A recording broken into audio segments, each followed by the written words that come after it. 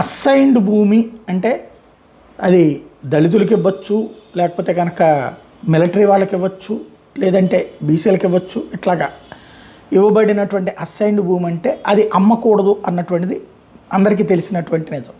అది ఆనాటి జీవోల్లో ఉన్నటువంటి. అయితే అసైన్డ్ భూమిని అన్ని చోట్ల అమ్మకూడదు అని రూల్ ఏం లేదు. అలా ఏమన్నా రూల్ ఉందేమో పట్టుకురండి అని హైకోర్టు అడుగుతోంది.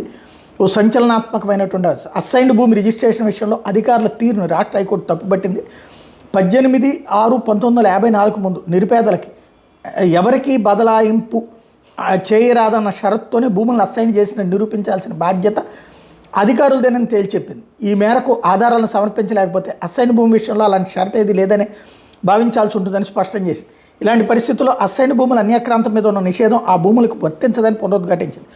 18/6/1954 ముందు అసైన్ చేసిన భూముల విక్రయానికి సమర్పించే డాక్యుమెంట్లను రిజిస్ట్రేషన్ అధికారులు స్వీకరించి తీరాల్సిందేనని ఇందుకు సంబంధించి రావి సతీష్ కేసులో హైకోర్టు ధర్మాసనం గతంలో ఇచ్చిన తీర్పు రెవెన్యూ అధికారులు అందరూ పాటించాలని తేల్చి చెప్పింది. భూముల రిజిస్ట్రేషన్ నిర్భ్యంతర పత్రం తప్పనిసరి చేయడానికి వీల్లేదని కూడా, ఎన్ఓసి తప్పనిసరి చేయడానికి వీల్లేదని కూడా ధర్మాసనం అప్పట్లోనే స్పష్టం చేసిందని గుర్తు చేసింది.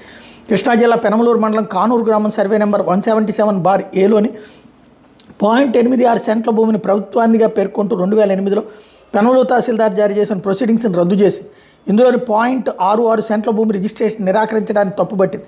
ఈ భూమి విక్రయానికి సంబంధించిన డాక్యుమెంట్లను రిజిస్టర్ చేయాలని పడమటి సబ్ రిజిస్ట్రార్ని ఆదేశించింది. ఈ మేరకు న్యాయమూర్తి జస్టిస్ చల్లా గుణరంజన్ తీర్పిచ్చారు. ఇది చాలా కీలకమైనటువంటి తీర్పు అని చెప్పాలి అసైన్మెంట్ భూముల విషయంలో.